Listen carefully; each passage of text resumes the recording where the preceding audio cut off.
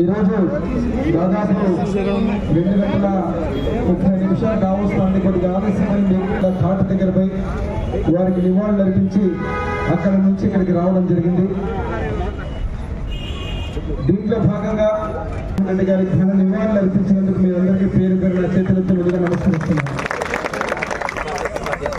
ఈరోజు ఒకసారి నేను మా స్వగ్రామంలో ఉలిందకుండా ఘాట్ దగ్గర పోయిన రోజున మీకందరికీ గుర్తు చేస్తున్నా. 12 సంవత్సరాలు అయింది ఈరోజు. ఈ 12 చేసుకుంటే అదే చోట నా పక్కన అది ఖననం చేసిన తర్వాత నేను ఆలోచించింది, నా తండ్రి బివి మోహన్ రెడ్డి గారు మరణం తర్వాత మా జీవితం కానీ మా కుటుంబం పరిస్థితి కానీ ఎటు పోవాలి, ఏమి చేయాలనే పైన ఒక ఆలోచనతో ఉన్నప్పుడు 4 రోజుల క్రితం మా తండ్రి గారు మరణిస్తారనగా నేను ఎన్నోసార్లు ఈ విషయాన్ని మీ అందరికీ గుర్తు చేశాను. ఇక్కడ కూర్చున్న వాళ్ళందరూ కూడా పిల్లలు ఉంటారు.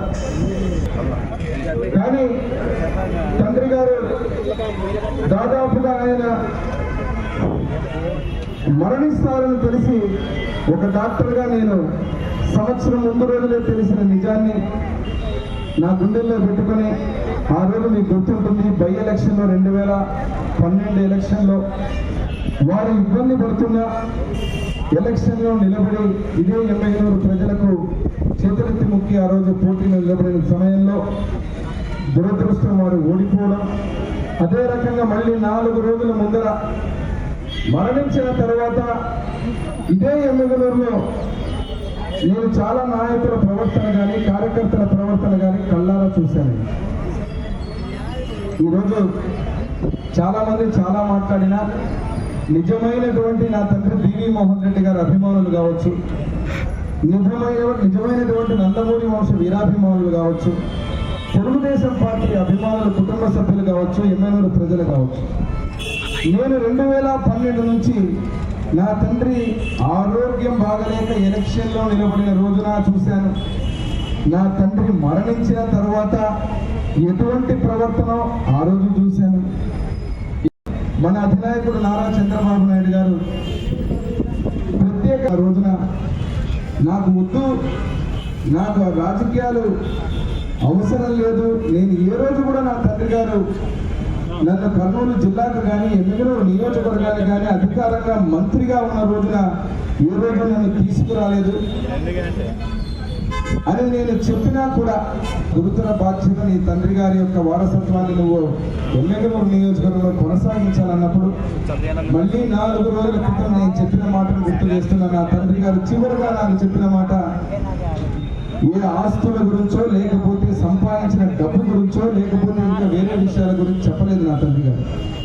చివరిగా నాకు చెప్పిన మాట ఒకటే, 12 ఏళ్ల తర్వాత కూడా ఈరోజు గుర్తు చేసుకుంటున్నాను నేను ఆ మాటని మీ అందరి సమక్షంలో.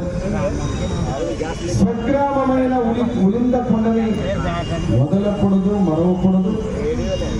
కన్న తల్లి లాంటి ఎమ్మెగనూరు నియోజకవర్గాన్ని వదలకూడదు, మరవకూడదని చెప్పి ఆ రోజు వస్తున్న నాయకులు, ఆసుపత్రికి వచ్చే ప్రతి ఒక్కరిని, ఫోన్లో మాట్లాడే ప్రతి ఒక్కరిని కూడా నాకు గుర్తు చేస్తూ చూపిస్తూ చెప్పడం జరిగింది. ఎంతో మంది, ఎంతో వందల వేల మంది మన మీద, మన కుటుంబం మీద, నా మీద అభిమానంతో తెలుగుదేశం పార్టీ మీద నమ్మకంతో ఉన్నటువంటి కుటుంబాలు ఆ క్షణాలు కలుసుకున్నప్పుడు నేను చాలా ఒంటరిగా, నేను చాలా బలహీనుండి. ఎందుకంటే నా తండ్రి గారు మరణించాక ఇప్పుడు మీరు ఇంట్లో ఒక తండ్రి పెద్దపోతే కొడుకు ఏమీ తెలియని పరిస్థితిలో ఎట్లా ఉంటుందో నా స్థితి ఆ రోజు మీరు ఆలోచించుకోవాలి చెప్తా. ఎందుకంటే అక్కడ కనిపించే పద్మశ్రీ మాచారి సోమప్ప గారి తర్వాత అభివృద్ధి దాత ఎవరైనా ఉన్నారు ఎమ్మెల్యేలు అంటే గర్వంగా చెప్తారు నా తండ్రి మోహన్ రెడ్డి గారు.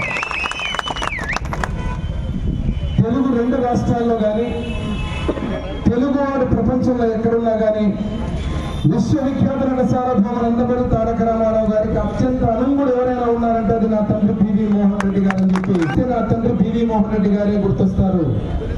తాగే ప్రతి చుక్క నీటి బిందువులో నా తండ్రి పివి మోహన్ రెడ్డి గారు ఈ రోజుకి బ్రతికున్నారు.